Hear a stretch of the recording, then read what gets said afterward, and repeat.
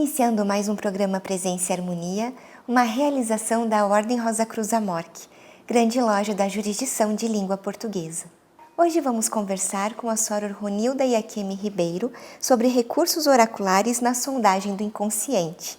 Ela é etnopsicóloga, doutora em psicologia e antropologia da África Negra pela Universidade de São Paulo, pesquisadora da Universidade Paulista Unip e professora sênior da USP. Confira! Soror Ronilda, que bom recebê-la aqui no programa Presença e Harmonia e obrigada por aceitar o nosso convite. Muito obrigada, eu é que agradeço muito essa oportunidade.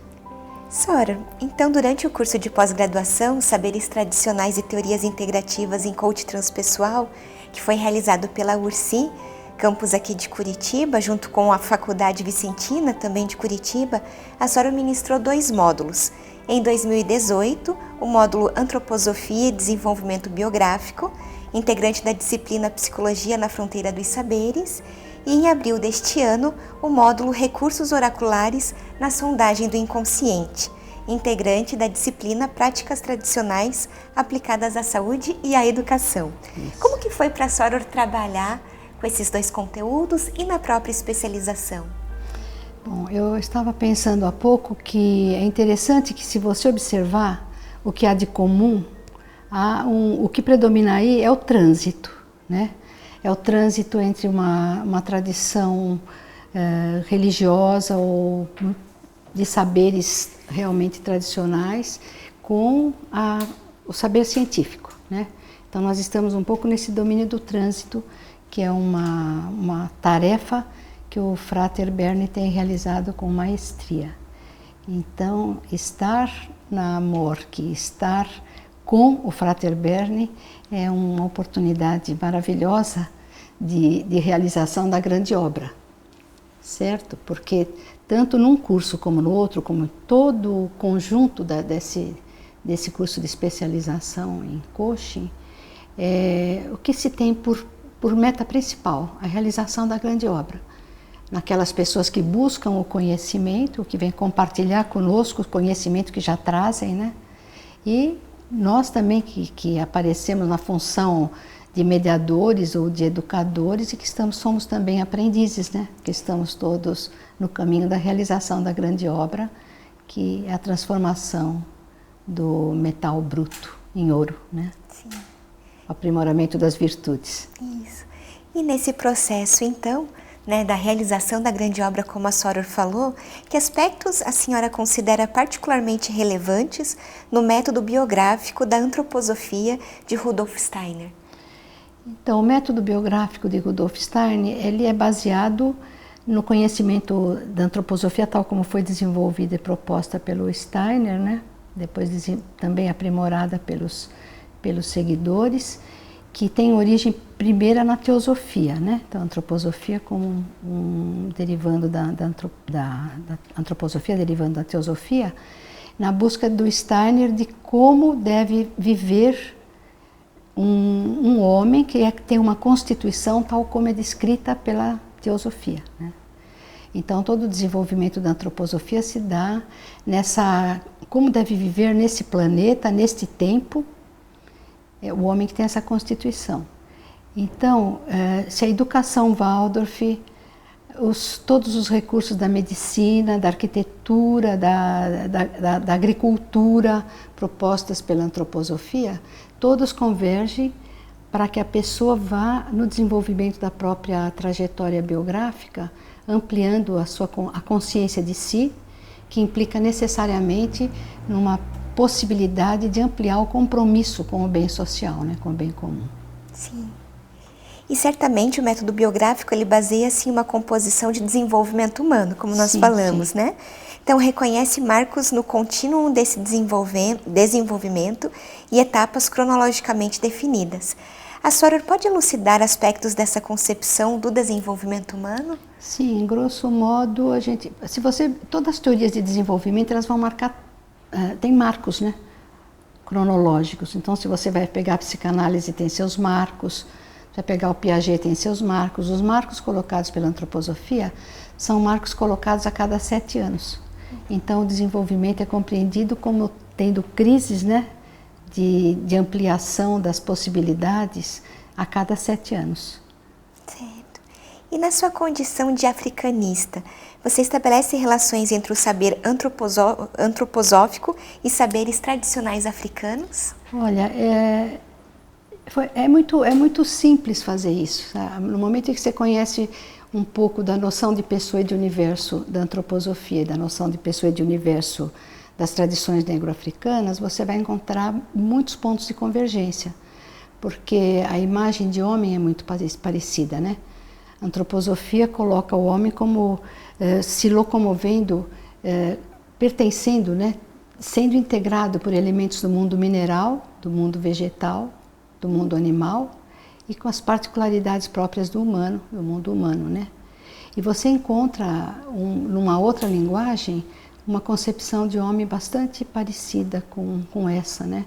Eu escrevi há muito tempo atrás um texto por uma psicoterapia inspirada, que eu sou da área de psicologia, né? Por uma psicoterapia inspirada no saber negro-africano e no saber antroposófico, onde é possível fazer essa aproximação, né?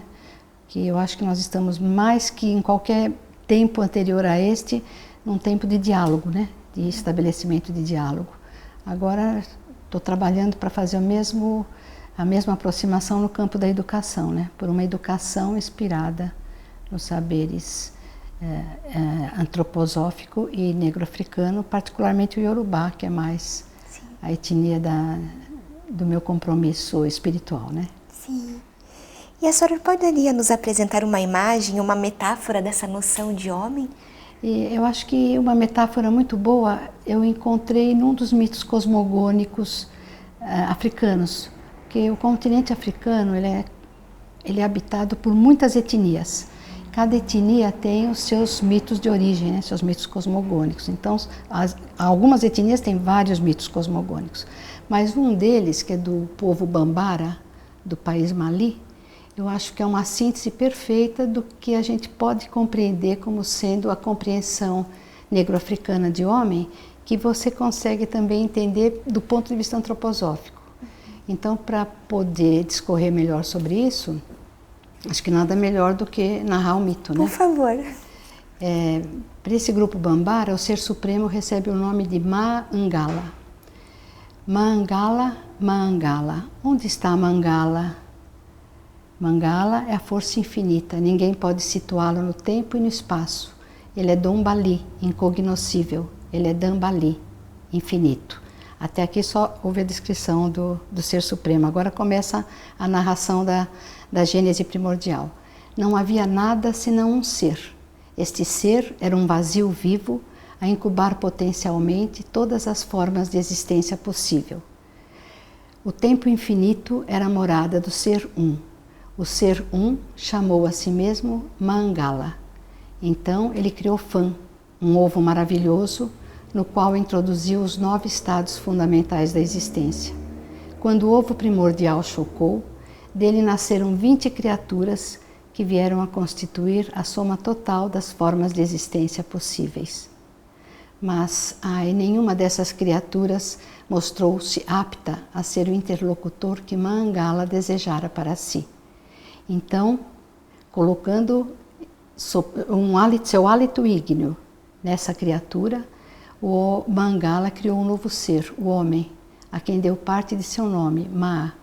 Assim, por seu nome e pela centelha nele introduzida, o homem veio a ser o interlocutor que Mangala desejara para si. Esta centelha divina, para os Yorubás, não há o Ser Supremo, existe o Ser Supremo, eles são monoteístas, né? E tem as divindades, que são os orixás, que são divindades, são seres, digamos assim, o ânimo, né? A ânima, a alma da natureza, né?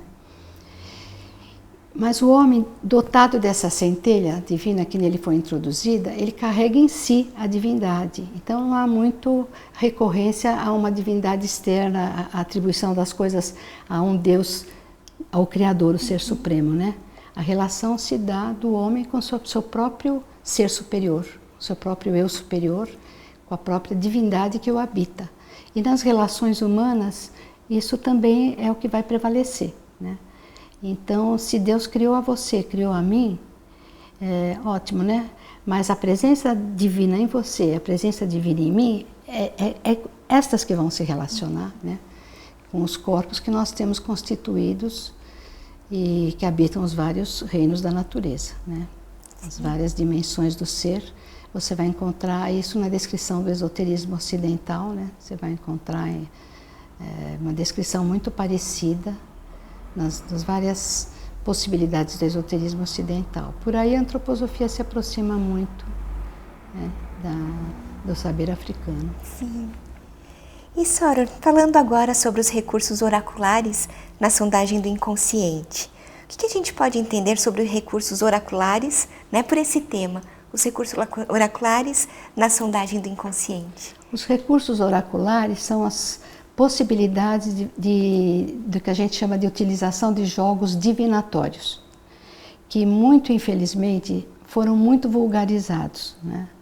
Então você encontra muitas pessoas que usam recursos de adivinhação de um modo vulgarizado, né? Para ficar prevendo pequenas ocorrências da vida, basicamente que as pessoas buscam para lidar com a própria ansiedade de expectativa do que o futuro me trará. Esta perspectiva do uso desses jogos divinatórios, desses recursos oraculares na sondagem do inconsciente, é uma colocação muito precisa também do Frater Berne, né? Que você vai usar esses recursos não para ficar adivinhando a curto, médio e longo prazo o que vai te acontecer. Basicamente é para você identificar a dinâmica do seu próprio inconsciente, do que é possível identificar, a dinâmica das forças atuantes no tempo em que você vive, para você decidir com seu livre-arbítrio que caminho você deve adotar. Então a gente faz a sondagem do inconsciente, que também você pode entender como um contato com o eu superior, né? De saber os desígnios do eu superior, que a nossa consciência limitada e obnubilada não tem acesso direto, né? Então você usa um recurso desse para conhecer esse desígnio e para poder colocar essas forças do próprio Ori, do próprio eu superior, Ori na linguagem Yorubá, na relação com o tempo e o lugar onde você está vivendo, as relações humanas e naturais que você está estabelecendo, e poder ter uma conduta responsável, ética, sempre tendo em vista o desenvolvimento da grande obra de você, transformando a si mesmo no desenvolvimento das suas virtudes pessoais, né? E sempre voltado para o bem comum, que não há... infelizmente, acho que no Ocidente a gente colocou uma ênfase muito grande no aprimoramento de si, né? E perdeu um pouco essa perspectiva da importância do coletivo, que na África é muito forte, né? Então, você só deve se melhorar, você deve se melhorar, mas você não pode perder a perspectiva de que você tem que se melhorar para tornar o coletivo melhor, porque a grande obra é uma relação, é um desenvolvimento necessário para o grupo humano, né?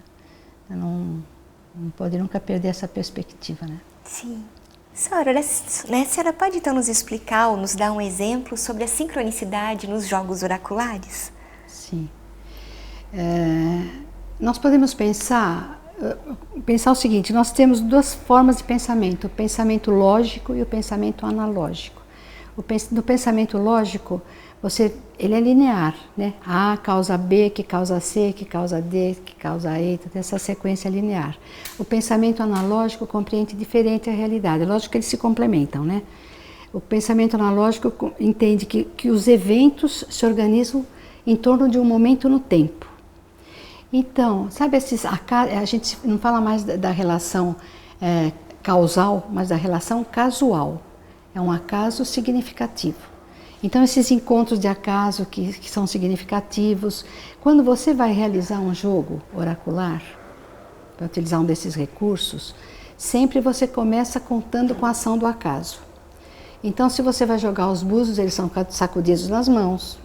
Se você vai jogar o xingue, você vai sacudir as moedas ou vai fazer aquele processo prolongado de trabalhar com as varetas. Se você vai jogar o tarô ou qualquer outro recurso de cartomancia, você vai ter que embaralhar as cartas, você começa dando um espaço para o acaso. Bom, tendo dado esse espaço, outros elementos estão entrando em jogo. Suponhamos, você vai jogar para mim, você vai jogar búzios para mim. Você vai sacudir nas suas mãos os búzios, eu estou ali com os meus elementos, você está ali com os seus elementos. Sim. Tem todos os elementos que estão ali na realidade, todos esses elementos estão se organizando em torno daquele momento no tempo. Quando você joga os búzios sobre a peneira, o desenho que se configura é uma matemática, que você vai encontrar matemática no I Ching, no Tarô, a matemática permeia tudo isso. O denominador comum é atravessado pela matemática perfeita. O que vai acontecer? Ali vai aparecer, digamos assim, uma espécie de retrato da configuração da minha vida, que eu estou pedindo a você que olhe para mim. Então, no jogo de búzios, por exemplo, quando caem os búzios, ele vai remeter a uma narrativa do corpus literário de Ifá, que é a narrativa do saber iorubá. Aquela narrativa tem um herói com uma trajetória, ele vai encontrar obstáculos, ele vai usar recursos para superar os obstáculos. Então, na narrativa vai aparecer o que o herói deve evitar. Você não vai mais olhar para mim nem para a minha vida, você vai olhar a narrativa e você vai falar daquele herói como se fosse eu, porque sou eu. Né? Então, você vai ver em outros jogos acontece coisa semelhante. Né?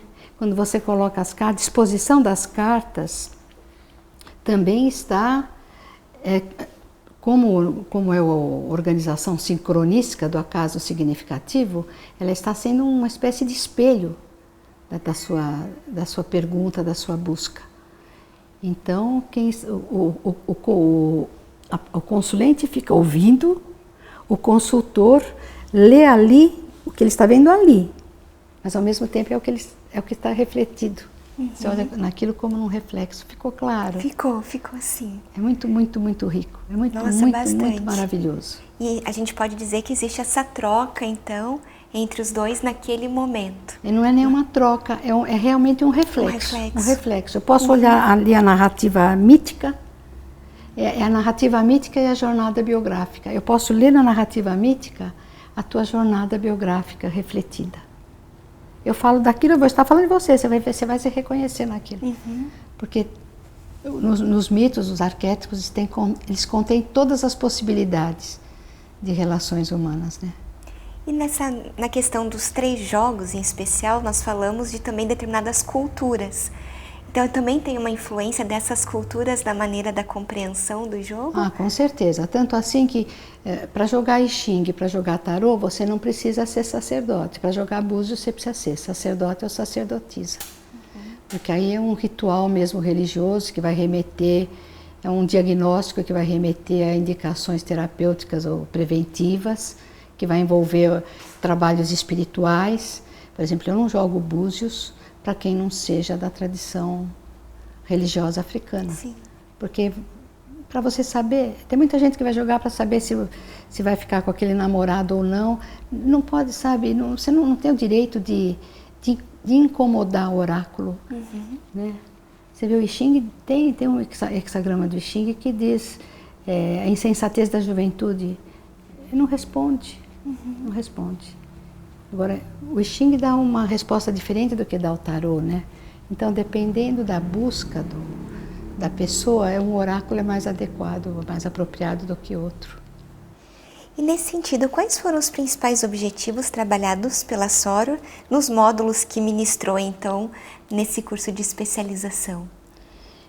Então, eu acho que o principal objetivo é de você se servir dessa oportunidade de encontro humano, que as pessoas que vêm realizar o curso se encontram com outras que vêm ministrar o curso. De verdade, nós estamos todos no mesmo caminho, né? Então, nós somos todos mestres e aprendizes uns dos outros, né? Sempre essa perspectiva de ampliação da consciência, de ampliação do compromisso ético com o grupo humano e com o mundo superior, né? E de ampliação da própria consciência para poder eleger o caminho correto. Né? Acho que tanto num curso como no outro O objetivo fundamental é o mesmo, né? Sim. E é interessante como eles se complementam, né? Porque você tendo conhecimento assim da trajetória humana, do que é previsto, como é descrito pela antroposofia, por exemplo, que é um belíssimo trabalho, né? Você poder aliar isso a recursos que te possibilitem realizar aquela trajetória biográfica, segundo aqueles marcos todos, com uma consciência ampliada por recursos dessa natureza. Não sei se eu fui clara, fui. Sim, nesse sentido até, a senhora falou sobre os jogos oraculares, né? Quais seriam, digamos assim, a senhora pode citar alguns exemplos? Sim. Eu vou trabalhar com o I Ching, que é um oráculo chinês, né? Então, do continente asiático. Os búzios e o oráculo de Fá, que são do continente africano, dos Yorubás em particular, e o tarô, que já é do mundo europeu, né? Do continente europeu. Evidentemente, num espaço assim breve, o Frater Berne vai trabalhar com o jogo da transformação e as runas. Então, o que a gente pode fazer em tão pouco tempo é apresentar um panorama geral das possibilidades desses jogos como um cardápio apetitoso para que as pessoas se identifiquem qual daqueles recursos a pessoa sente maior afinidade e dedique o resto da vida, caso se interesse, para o estudo deles, né? Porque você, nesses âmbitos, você é sempre um aprendiz. São livros de saber muito profundo e muito extenso. Uma encarnação não é suficiente, não, né? E esse olhar da psicologia em relação aos jogos, como que isso se situa? Essa pergunta é muito boa, né? Essa pergunta é que o Conselho Federal de Psicologia gosta de fazer também. E por isso é importante nós, na condição de psicólogos, estarmos sempre atuando junto ao ao sistema Conselhos de Psicologia, né? Porque a adoção desses recursos dentro da prática psicológica tradicional, ela não era bem-vinda, né? Essa adoção não era bem-vinda. Agora há uma certa abertura, começa-se a descobrir, quando você coloca como recursos oraculares de sondagem do inconsciente, você já avança para dentro do campo da psicologia, e quem ajuda muito nisso é o Jung, né? E os humanistas também, né, que definem muitas coisas importantes da relação, da interação humana, né? Do que ocorre durante uma dinâmica de interações humanas. O Jung é particularmente importante porque traz a noção de inconsciente coletivo, né? Que pode ser acessado por processos oraculares também, e o importante conceito de sincronicidade, que não há jogo oracular, não há um recurso oracular, jogo divinatório que prescinda do fenômeno da sincronicidade. E, Sora, a gente gostaria que a senhora, se puder, discorresse um pouco sobre o uso, então, né, a senhora estava explicando, mas o uso desses jogos nesse processo de coaching, que também é um dos objetivos da pós-graduação. Veja bem, como pode proceder orientando, conduzindo alguém, uma pessoa que esteja perdida? Então, durante um processo como desse curso do Frater Berne, que eu vou falar, eu falo assim, sempre, não conheço nada, absolutamente nada com essa qualidade.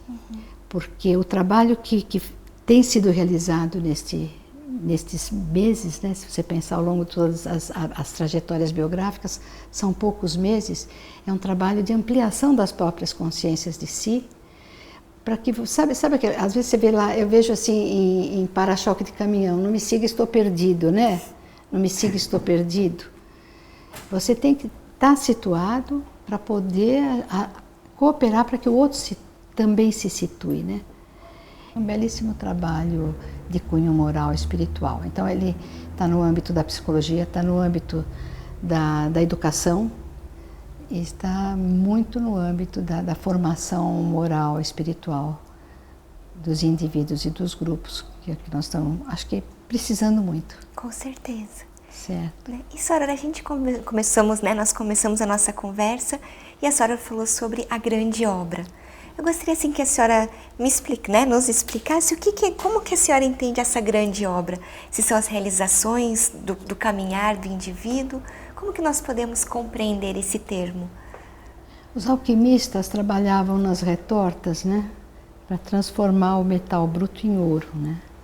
Enquanto eles trabalham nas retortas, a ação de busca de aprimoramento de si se faz presente nessa dinâmica, né?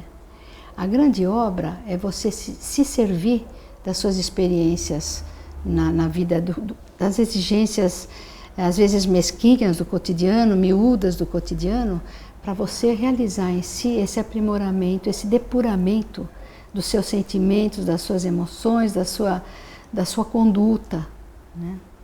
Porque é interessante, entre os Yorubás, a gente fala de uma relação que existe entre Ori e o A. Ori é o eu superior, né? E o A, para os Yorubás, é composto por personalidade, caráter, conduta, comportamento.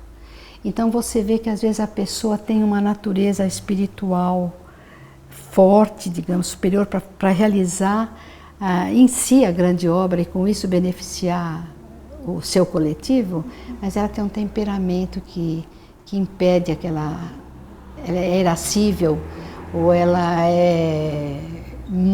tem algum vício, né, o contrário de virtude, né? Sim. Que impede a ação realmente de intervenção no próprio desenvolvimento e no desenvolvimento do coletivo, né? Então seria uma busca, na verdade, individual que todos deveriam seguir, digamos assim. Sim. Né? Tá ótimo, senhora. Eu agradeço muito sua participação aqui conosco hoje. Quando retornar a Curitiba mais uma vez, espero que tenhamos uma oportunidade de uma nova conversa. Também espero. Muito obrigada. Bom, muito obrigada. Eu que agradeço. Aproveito para lembrar do nosso e-mail, presençaharmonia@morc.org.br. É muito importante para nós essa via de comunicação que nós temos com você que nos assiste. Agradecemos a participação conosco hoje e até o nosso próximo encontro. Paz profunda.